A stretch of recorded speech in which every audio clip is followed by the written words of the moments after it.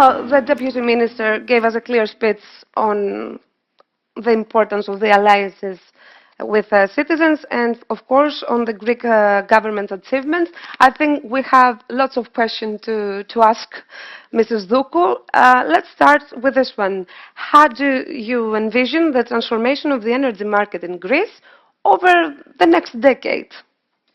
Over the next decade, I wish I had a crystal ball, touch it and foresee the future. I think nobody can predict anymore the future, especially given that we have experienced so many crises in the past years. But obviously, I think that energy and climate are undergoing a tremendous change. We know that in 10 years from now, 20 years from now, the energy sector will be completely different. Essentially, I would say the world will be different. I'm always saying that we have this rare privilege to argue, to discuss, to exchange views. And sometimes I think that we are privileged because we can influence this enormous change that is happening. For me, there is no recipe. We just have to continue doing the best of our effort. And of course, I would say that we don't have the luxury of doing nothing. But speaking from my personal experience, because we are discussing now about how we envision, let's say, Greece in 10 years, 12 years from now. I was in the ministry 10 years ago, 10 years before. So I was at the ministry working there in 2012. Mm-hmm. And I could never imagine that we would be 10 years after, in 2024, in a situation that we are discussing today about the Green Deal, about the challenges of the climate crisis, about the need to get more interconnected as countries. I can mention, for instance, the example that 10 years ago in Greece, the dependence on fossil fuels was around 85%. And I don't know, we were happy with that. We were not thinking of getting rid of that. We were not thinking of the environmental challenges or the economic challenges. And see, 10 years today that Greece is a global leader in renewables. We have managed to reduce dependence from 85% to 6%, for example. Or 10 years ago, we had just one supplier of electricity. Today, we have 15, for example. So these are just two small examples to show that we are undergoing indeed a vast transformation in the energy sector. And of course, I think that if we continue the pace of doing the job we know that we have to do in our national energy and climate plans, as Greece has one of the most ambitious plans to become a leader in penetration of renewables, to test clean technologies like storage, as we mentioned, like offshore, like other technologies. So I firmly believe that in 10 years from now, Greece will be in a completely different position. The energy landscape will be completely different, with more interconnections, domestic interconnections, with more international interconnections, having a strategic role in the regional area. For me, I think that the only challenge is to continue working, to stay focused on the vision, this is on the target of the Prime Minister as well. So we have to do our job anyway. Well, with this in mind, and knowing that there are lots of projects that appealed the international interest, we have Mr. Pechlivanoglou next to you. And Tilos project is the first European hybrid power station operation in Tilos Island, Aegean project, wind parks of Arcadia, Balkan PVS, Ptolemaida BES, all these are just some of your company's projects. What is their importance for the future of green energy, and what else can we expect from you? First of all, I would like to thank you all for this great honor to be here at this esteemed panel and discuss a few things about the future of our sector. I would say that we are undergoing this huge transition, as was mentioned before. And what we try to do as a green tech company is to try and propose some new pathways. I believe that, for example, with projects like the large-scale storage system of Ptolemaida, this is something that is clearly, one of those beneficial projects that have a cross-border impact. We're talking about large-scale storage, which is very much needed right now. We are at this part of the electricity market where storage is necessary in order to integrate more renewables. The islands will play, as was mentioned before by Her Excellency, the Minister, a very big role in the future. And what we have seen since 2018 operating the hybrid power station at Tilos is that we are moving in this path of massive collaborations and massive integration of all stakeholders.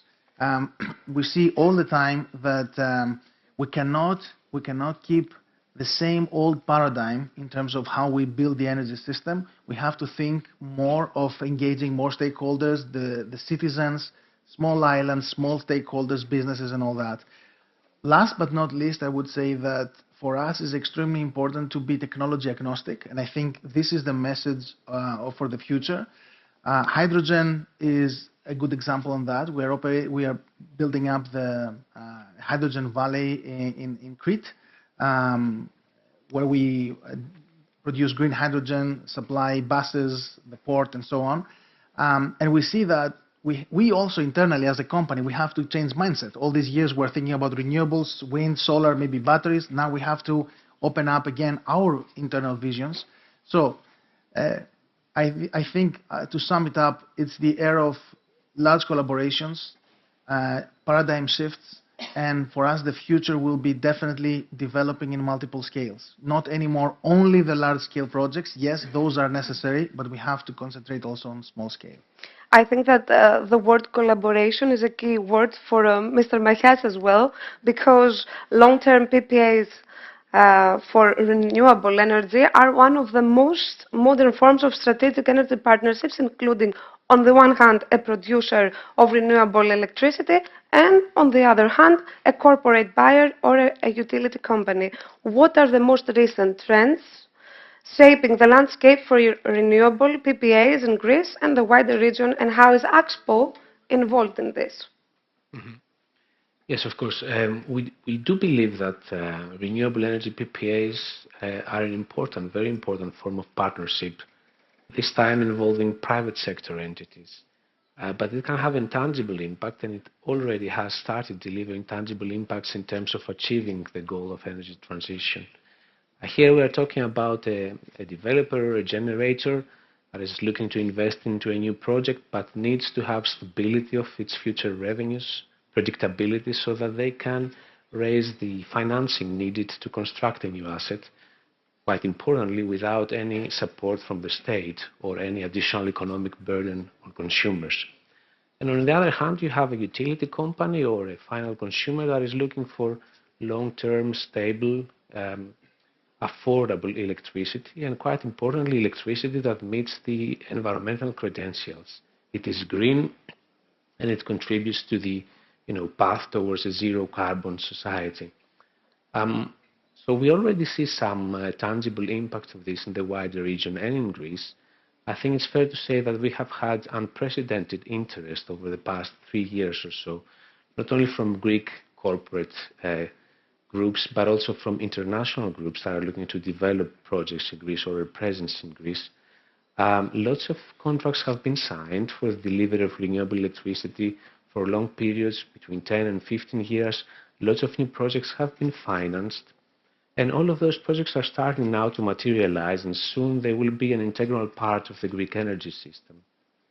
And when it comes to our role in this, we were probably among the first who signed a private PPA back in the summer of 2022. That is in respect of a solar PV park which has been constructed in the region of Drama, 100 megawatts of installed capacity. It is ready, waiting to be energized in the next few weeks. And Axpo essentially will be the sole off-taker for this project for a period of 10 years. Now, on the back of this, we have also entered into an additional long-term partnership in Greece that we will be announcing soon. This time it is a 10-year corporate PPA, as we say, whereby Axpo will be delivering to a large corporate consumer in Greece renewable electricity for a period of 10 years. Well, I think the Deputy Minister will agree that a few years ago, huge investors such as Axpo and not only Axpo, we also have, we also have Grant Thornton as well, wouldn't come here in Greece for investment, right? So the goal for the Greek government is maybe to appeal more investors like this. That's always, that's for sure. That's always the key message of the Prime Minister, and I think that all, if we see the effort that Greece is doing since 2019 in all sectors, we will see that we try to create a stable environment for investors. We have done considerable effort to attract, especially in the energy sector. Sometimes we say that we are victims, let's say, of the success in renewables in the past years. Still, this doesn't mean that we have to, relax, because there's a lot of work that needs to be done. Continue doing this, but I'm optimistic. We have a professor in our company, so I think Dr. Andriosopoulos could reply to this question, because as a CEO, you elaborate on how strategic businesses partnerships have played a role in the development and success of your projects, and you can express us what are the unique challenges and opportunities that these collaborations present. Thank you very much for the question. Thank you to the organizers for the kind invitation to speak at this esteemed conference. Collaboration is needed in every project, but talking about energy, it becomes a little bit more complicated and a little bit more sensitive sometimes. So collaboration is necessary also at every level with all stakeholders, including the society, including the people. The local communities, the municipalities, and examples of these initiatives, if you may say, continuing from what the Minister just said about the Greek Islands, we had led the initiative of Halki Island, and this was a small initiative on one end, but with a very big impact in the local community, and it was a very great effort also of collaboration among companies as well. We had companies from various sectors, from the automobile sector with Citroën, with Vodafone for the telemetric in medical applications. Akuo Energy was one of the leaders with Public Power Corporation, with PPC for investing in the solar park, and Omexom as well with the technology and the innovation that it brought also in some other areas like smart lighting, etc. So we have this kind of examples. In a bigger scale, we need collaboration among companies also when we're talking about huge investments in offshore wind, for example. And again with the local communities, and with the crucial support of the government, which has been there since day one. And one of the reasons also wearing the hat of the CEO of Akuo Energy, which is a French international company, an IPP investing in renewable energy, with almost 2 gigawatt of projects in operation. We have given our strong vote of confidence in Greece and in the Greek government. For the past at least 5 years that we have presence here in the country, and I believe that this is the message what we are hearing today, as with the deal that was announced this morning between Masdar and Terna Energy, that the energy sector has a lot to offer, It definitely takes collaboration among various parties, among companies, among the society, the other stakeholders, the government at various levels. And we are here to support this effort to the green energy transition for the coming years. We have less than 10 minutes talk, so Mr. Fridas, you are Vice President of Grant Thornton Business Advisor in Greece, and I mentioned previously this company. Could you describe as the importance huge investors such as Grant Thornton doing business in Greece? Well, as the Minister said, the new government has really achieved an economic miracle. I mean, no less than the Economist has awarded an accolade of the economic success of Greece. Alongside the traditional economic activity of the touristic sector, we have now the economic development spearheaded by the energy sector and also the digital transformation. This, I believe that they are the two sectors with the most growth recently, also supported by the funds that we have received through the Recovery and Resilience Fund from EU. Now, alongside those opportunities, we observe an increasing need for consulting services, for professional consulting services, which support, of course, the reforms, but also the many technological developments. This, a simple numerical example that I can give you, in Grant Thornton in 2018 we had 550 employees and an annual turnover of around 35 million. And in 2023 we have achieved a turnover of 70 million and 1,200 employees, aiming also for a turnover of 100 million by 2027. This underlines, these real numbers underline the economic success of Greece in the recent years. And of course, the attraction of international investors, particularly in renewable investments, is impressive. There is a big interest also by international investors and institutional investors in some of our interconnection schemes, both for the Attica-Crete interconnection link and also the Greece-Cyprus-Israel interconnection link. So really the country has been transformed and has become a hub of investment interest by investors, institutional investors, also companies like Akuo, like other foreign companies, with focus on green transition projects. Well, with that said, let's turn our attention to the recent EU elections. The Deputy Minister mentioned the result. So my question is, after the European elections, there is a lot of concern that the Green Deal might be delayed. What is your personal perspective on this?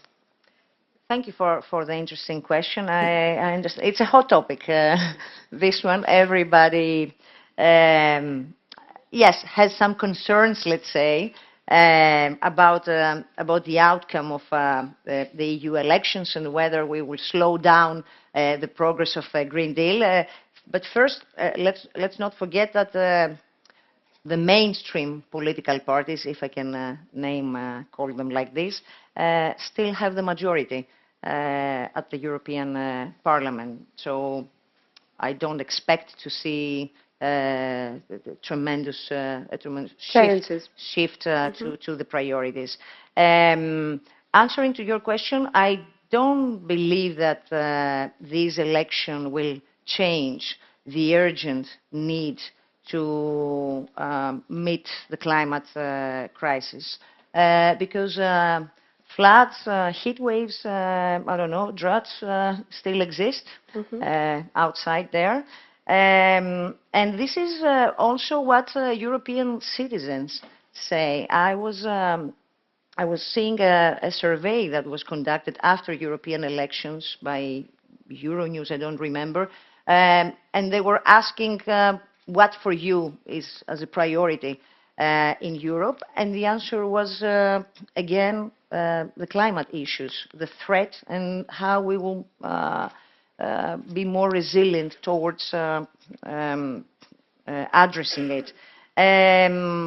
But for me, what is important, I want to focus on two, I think, dimensions that affect the green transition. And this is first speed, and the other is cost. Let's talk about speed. But briefly, please, because yes, there are only 5 minutes left. Okay, in 1 minute. The speed, I think, reminds me of the story with the rabbit and the turtle. The rabbit started running. It was first in the beginning, and then it became careless, let's say. But the turtle was methodological, yes. And it has a steady approach, and finally it wins. So I think that we should, I'm not saying that we should adopt turtles' approach, but we need a steady progress for me when we are implementing the Green Deal. We need to make a consistent progress rather than rushing. That's the first, I think, challenge. Now, of course, we have very ambitious energy transition goals, but we must move at a pace where technology is there, and we must keep in mind how our pockets can meet this challenge, because obviously we need a lot of money for this green transition. On the other hand, never again have we seen in the past so many public funding and private funding on the table for all these investments. But again, this is a drop in the ocean. So we have to be, I think, very careful on balancing speed and cost, and at the same time not lose our pace for the green transition. Well, gentlemen, I know that you're businessmen, but I feel like we're in a debate because the clock is running, so you have less than a minute, each of you, to comment on how you see the future. I'll be very brief. I think what is important to see is that this sort of transformation, even though it's unique for us, it's a transformation that happened in other technologies like telecommunication or computing technology in the past, and we see what happens. Initially, you have a niche, then you have the big mobilization, and then you have a transformation in all scales with all stakeholders. And I think this is what the future brings for us. We expect massive transformation in all scales for the next at least 5 years. Mr. Machias? Yes, very quickly also from my side. I think the path is clear. Madam Minister explained it previously. We are looking at rapidly increasing share of renewable energy sources in the system. And I think this is great from an environmental point of view, but it's not without practical challenges. So we see, for example, that we have a surplus of energy during sunshine hours, and this leads to curtailments of precious electricity, to very low prices, even zero. So I think the necessary steps have already started to be implemented. We have the development of new battery storage in Greece. Hopefully this will also come quite soon. It's going to be a transformation era, but I think we are all there to make it happen. Let's see what Dr. Andriosopoulos thinks. Well, I see the future positively first and green, and this is something that I think that everybody emphasizes here, and everybody in the energy sector. The green energy transition is unavoidable. It has to happen. We need to accelerate. The recent political developments and other geopolitical developments, as we have seen with the invasion of Russia and Ukraine, they only mandate the acceleration of the green energy transition in respect to the technological adaptation and everything that needs to be done. But closing also is that things are changing, and the environment, the business community, and everybody that is involved in the energy sector has to change their mindset as well in terms of how do we see risk, how do we see projects, how do we see the future. Looking at green PPAs, corporate PPAs that were not existent before, more free market, more volatility in the sector that is necessary for everybody, for all stakeholders to adapt so that we can manage the acceleration at a better pace. Mr. Fridas. Okay, for the last minute. For me, I believe that the path to net zero is a tremendous challenge. And we need to be innovative if we are to cope with this challenge. Innovation not only regarding technology, but also our market model and regulatory also framework. I'll give you an example. Of course, the well-known mantra is that of the path to net zero is no transition without transmission. Indeed, we need the networks. We need the networks to connect these huge masses of renewable energy that are an absolute prerequisite and component of the path to net zero.